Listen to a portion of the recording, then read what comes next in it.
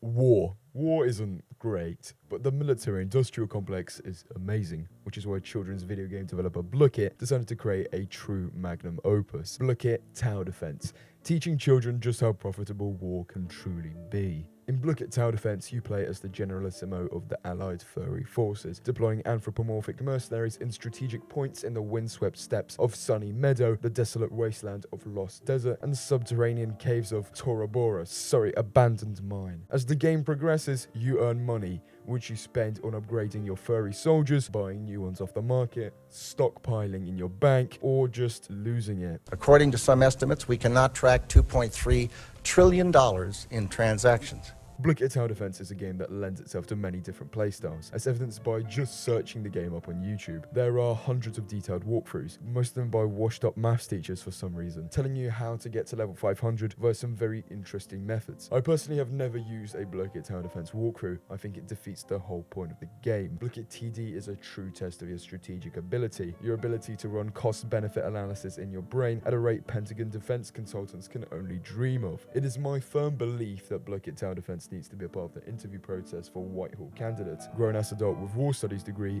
versus children's game. Then we can truly cut out all the academic chaff from the Chad Tower Defence playing grain. I do have a confession to make, however. I am trash at Blooket Tower Defence. Highest level I ever got was in the high 90s, but my friends accused me of capping about that. So I decided to get good and finally prove to the world that I can actually play this game.